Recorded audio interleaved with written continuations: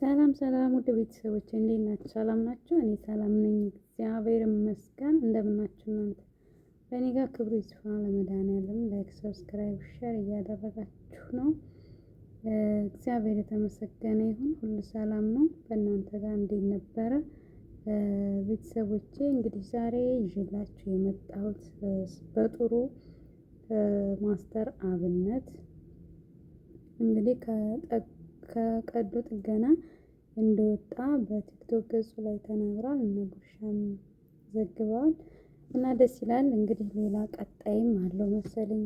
እግዚአብሔር አምላክ ደግሞ ሁለተኛውንም ሶስተኛም ካለ በሰላም እንዲወጣ እንጸልያለን።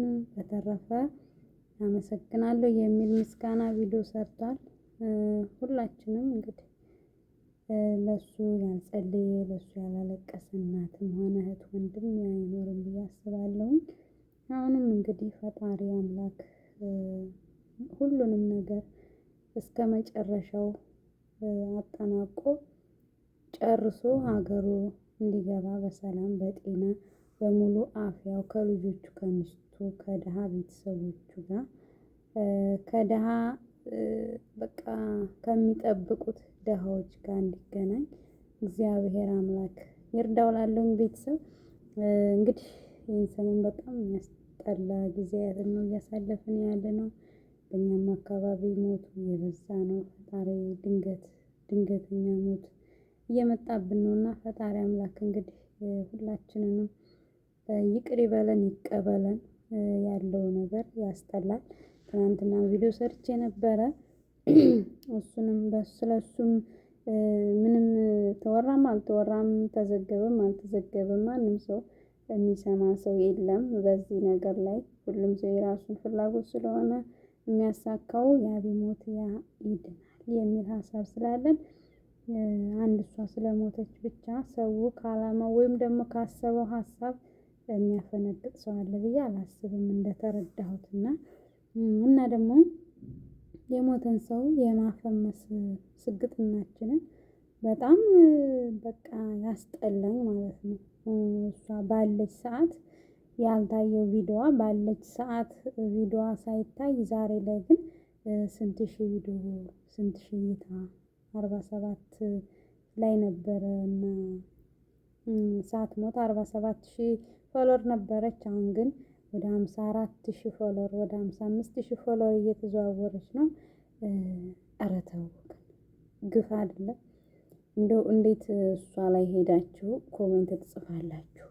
ነፍስ ይማር እያላችሁ ኮሜንት ትጽፋላችሁ። አይ እያላችሁ ማን እንዲመልስላችሁ ነው?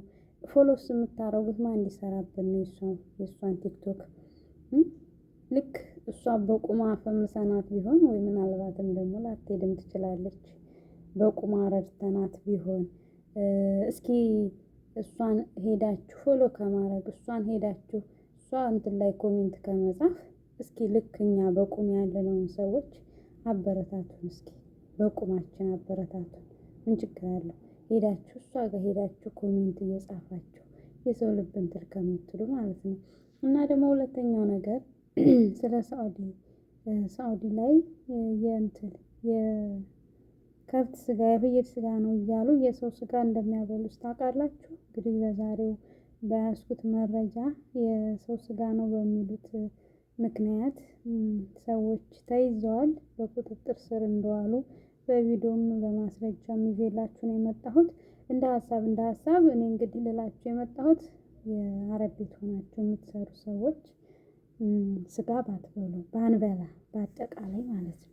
ከቻለን ስጋ ባንበላ ከሆነ ደግሞ አበሻም ከሆንን አበሻም ቤት ከሆነ የፍየል ስጋና የበግ ስጋ ታርዶ ወይም ራሳችን በምናዘጋጀው ዝግጅት ብንበላ እንደ ሀሳብ ከአረብ ሱቅ ባንገዛ ብዬ ይሄን ልላችሁ ነው የመጣሁት። እኔ በጣም ነው የዘገነነኝ የሰው ስጋ የሰው እግር ቪዲዮ ላይ ትመለከቱታላችሁ ብዬ አስባለሁ። እና እስከዛሬ በእርግጥ እኔ አሁን ለሮመዳንም አሳምቡሳ ምናምን አልበላም። ለምን? ከውጭ የተፈጨ ስጋ ስለሆነ በጣም ነው እንትን የሚለኝ የሆነ በቃ አበይም እንደ ምናምን ስትለኝ አይን አልበላም። የዶሮ ወይም ደግሞ የአትክልት ነው ሰርቼ የምበላው በነገራችን ላይ የአትክልት ወይ የዶሮ ነው ሰርቼ የምበላው። በእርግጥ የዶሮውም አይታወቅም፣ ግን ምናልባት የዶሮ የወፍ ሊሆን ይችላል። አይ ዶንት ኖ ግን ይሻላል ብዬ አስባለሁ። የሰው ስጋ ከመብላት ይሻላል መቼስ። እና አልበላም ከውጭ ራሱ ሳምቡሳ ይዘው ሲመጡ አልበላም፣ እኔ አልበላም ነው የምላት። ቤትም ከሆነ ስጋ ወይ ፍየሉን ካላየሁት ወይ ሲታረድ ወይም ደግሞ ቀንዱንም ሆነ ጭንቅሌውን ይዘው ሲመጡ ካላዩ በፍጹም ነው የማልበላው። አልበላላቸውም። የምንድነው የምናምን ብዬ ሳልጠየቀው በስተቀር እኔ አልበላም።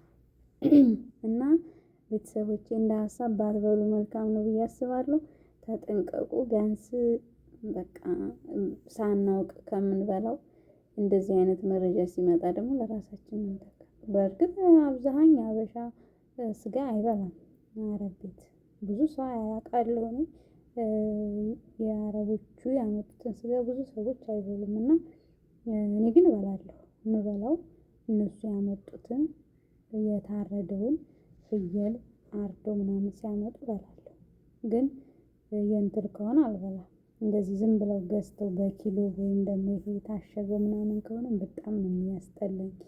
ይቀፈኛል ሁሉ ሰውነቴን እንትን ነው የሚለኝ። እና እንደዛ እላችኋለሁ ቤተሰብ። ለማንኛውም ላይክ ሰብስክራይብ ማድረጋችሁን እንዳትረሱ እላለሁኝ። እና ያው አመሰግናለሁ። ያለኝ መረጃ ይሄ ነው። ባይ ባይ። እወዳችኋለሁ።